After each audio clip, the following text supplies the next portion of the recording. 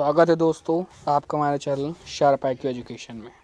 MA political science की दूसरी किताब अंतर्राष्ट्रीय संबंध सिद्धांत और समस्या को हम लोग पढ़ रहे थे। इसके अंतर्गत हम लोग चैप्टर 1, चैप्टर 2, चैप्टर 5, 6, 7, 8, 9 शीत युद्ध तक हम लोगों ने कंप्लीट कर लिया था। आज हम लोग को शुरू करना है चैप्टर 10 शीत युद्ध उत्तर मुद्दे। तो चलिए शुरू करते हैं। आप हमारे लेक्चर का PDF टेलीग्राम चैनल पे पा सकते हैं, जिसका लिंक डिस्क्रिप्शन में दे रखा है। आप हमारे साथ इंस्टाग्राम पर भी जुड़ सकते हैं। यहाँ पर मैं डेली करंट अफेयर के पोस्ट अपडेट करता रहता हूँ और आप अपनी क्वेरीज भी मुझसे यहाँ पर पूछ सकते हैं। अगर आप नए हैं तो प्लीज़ मेरा चैनल जरूर सब्सक्राइब करें ताकि हर वीडियोज़ की नोटिफिकेशन आप तक जल्द से जल्द पहुँच सके। चैप्टर 10 शीत युद्ध उत्तर मुद्दे।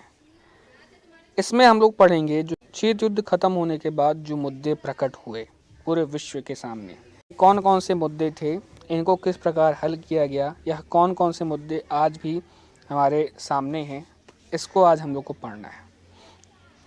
इसके अंतर्गत पहला है सुरक्षा के बदलते आयाम। समस्या शांतिपूर्ण समाधान पर बल दिया गया, यानी जो भी समस्या अगर उत्पन्न हो रही है विश्व में, इसका जो समाधान है शांतिपूर्वक हो, इस चीज़ पर बल दिया गया। इससे अंतर्राष्ट्रीय समुदाय मित्रतापूर्ण विकास एवं सहयोग व शांति की स्थापना के लिए चेतना उत्पन्न की गई। इससे अंतर्राष्ट्रीय समुदायों के बीच मित्रतापूर्ण विकास, सहयोग व शांति की स्थापना के लिए चेतना को उत्पन्न किया गया। लोगों के आपसी सामाजिक, आर्थिक, सांस्कृतिक संबंधों में विश्व समुदाय में प्रदूषण, गरीबी, कुपोषण, भुखमरी, शिक्षा के अभाव के विरुद्ध वातावरण बनाकर सुरक्षा हेतु संगठित प्रयास हुए। यानी कि अब संगठित होकर लोग अहम जो मुद्दे उठ रहे थे उस पर गहनता से चिंतन करके और उसको ख़त्म करने का प्रयास शीत युद्ध के बाद किया गया। ये मुद्दे कौन कौन से थे? प्रदूषण, गरीबी, कुपोषण, भुखमरी और शिक्षा। आगे इसमें समझते हैं। शांति सुरक्षा अंतर्राष्ट्रीय स्तर पर बहाली करने की कोशिश की गई। संयुक्त राष्ट्र संघ ने सामूहिक सुरक्षा व्यवस्था क्रियान्वित करके विभिन्न राज्यों के मध्य उत्पन्न हुए स्थानीय युद्ध को समाप्त करने का प्रयास किया। संयुक्त राष्ट्र संघ यानी USA ने शांति बहाली के लिए जो स्थानीय युद्ध थे, यानी जो विभिन्न राज्यों के मध्य जो युद्ध उत्पन्न हो रहे थे, इस चीज़ को समाप्त करने का प्रयास किया। जैसे कौन कौन से थे?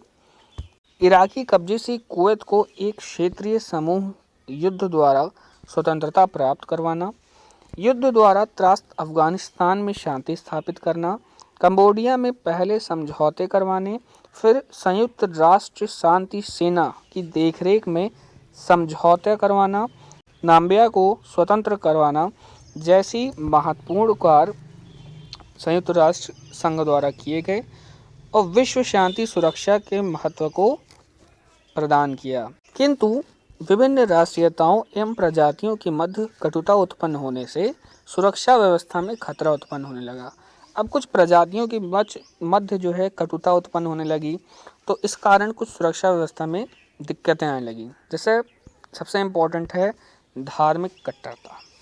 आइए इसके अंतर्गत समझते हैं सुरक्षा की चुनौती।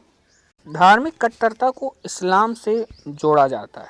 जो धार्मिक कट्टरता है इसको इस्लाम से जोड़ा जाता है। इस्लाम लोगों को सहनशीलता, दया, प्रेम का पाठ पढ़ाता है, किंतु इस्लाम के नाम पर कुछ लोग हैं जो सुरक्षा के जो खतरा है इसको और बढ़ा रहे हैं और अपने गलत कामों को अंजाम दे रहे हैं। इस्लाम से ज़्यादा अमन पसंद करने वाला, दुख दर्द को समझने वाला और लोगों का भला करने वाला, दीन दुखियों को समझने वाला और गरीबों का भला करने वाला दूसरा कोई मजहब नहीं है।